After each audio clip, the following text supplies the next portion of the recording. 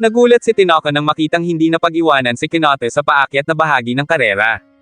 Dahil doon ay nagbigay si Ikeda ng mas detalyadong paliwanag.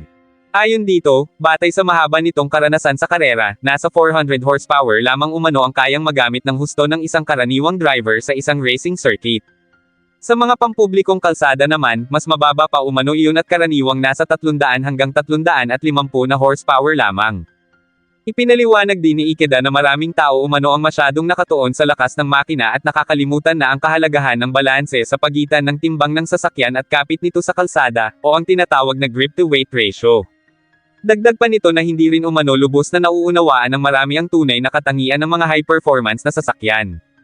Ayon pa kay Ikeda, sa mga kondisyong tulad ng sa karerang iyon, hindi umano nagagamit ng mga driver ang buong lakas ng makina dahil sa kakulangan ng traction, kaya ang aktwal na kapangyarihang napapakinabangan ay bumababa sa humigit kumulang 200 hanggang 250 horsepower lamang. Dahil nasa ganoong antas din umano ang lakas ng Toyota 86 GT, nagagawa nitong makipagsabayan sa mga sasakyang mas mataas ang horsepower sa papel. Maya-maya pa, dumaan na ang grupong nasa ikatlong pwesto sa finish line gamit ang magkakahiwalay na tollgate, bagay na ipinagtaka ni Tinoco. Ipinaliwanag ni Ikeda na ginagawa iyon upang mas maging maayos ang daloy ng mga sasakyan, at para mas madali umanong makita ang bawat isa habang dumaraan sa makitid na bahagi ng kalsada. Nang makalampas sa gate ang huling sasakyan, opisyal nang idineklara na nasa second lap na ang lahat ng kalahok.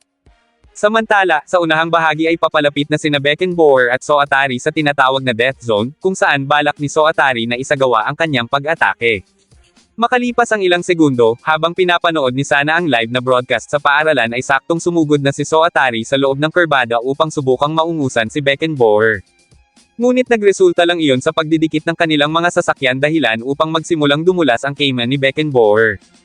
Dahil doon, nakakuha si Soatari ng mas magandang linya sa pagliko, at kahit 3 beses pa silang nagkaroon ng bahagyang banggaan ay nagawa pa rin itong makalamang at tuluyang makausad sa unahan. Nagulat ang lahat sa matinding bakbakan ng dalawa sa death zone. Ipinaliwanag naman ni Ikeda sa mga manunood kung paano iyon naisagawa, at pagkatapos ay sinabi ni Tinoco na iyon na umano ang pinakadramatikong pag-overtake sa kasaysayan ng MFG. Habang nagpapatuloy ang karera, pinuri ni Beckenbauer si Soatari sapagkat nang dahil doon ay napilitan umano itong magseryoso ng husto kahit sandali. Gayunpaman, determinado si Beckenbauer na bawiin ang unang pwesto sapagkat siya lamang umano ang may karapatan doon, pati ang kanyang makapangyarihang Porsche. Nang mga oras na iyon naman ay nanunood si Agnes ng live broadcast mula sa kanilang bahay. Sinabi nito sa sarili na kapag natalo si Beckenbauer sa isang karera ay malaki ang posibilidad na mawalan iyon ng kumpiyansa at panghinaan ng loob, lalo na at ang karera ang tanging bagay na tunay niyong pinaghuhusayan, kaya hindi umano niyon kayang tanggapin ang pagkatalo. Habang nagpapatuloy ang karera, pumasok ang gitnang grupo sa death zone at dumaan sa Makuni Pass. Doon na inilunsad ni Kenote ang kanyang pag-atake kay Sakamoto, sa pamamagitan ng pagharang sa linya nito mula sa labas, at pagkatapos ay nag-drift sa sunod na kurbada, bagay na labis na ikinagulat ni Sakamoto. Nahirapan si Ikeda na ipaliwanag kung paano nagawa ni Kenote ang maniobrang iyon, sapagkat maging ito ay nagulat na basta na lang nalampasan ni Kenote si Sakamoto ng ganoon kadali. Ang tanging napansin lang ni Ikeda ay ang biglaang pagbabago umano sa vertical G-forces, na maaari raw makaapekto sa balanse ng ilang driver. Sa tingin ni Ikeda ay iyon ang nagbukas ng maliit na puwang sa linya ni Sakamoto, na agad naman umanong sinamantala ni Kenote na para bang inaasahan na nito ang pagkakataong iyon at doon mismo nito planong umatake. Pinapanood naman ni Takahashi ang live broadcast mula sa opisina at naalala nito kung paano itinuro ng kanyang kapatid ang teknik na iyon noong Project D pa lang sila. Ngunit ayon dito, may sarili rin siyang alas na nakatago at hinihintay lang niya ang tamang oras para gamitin iyon.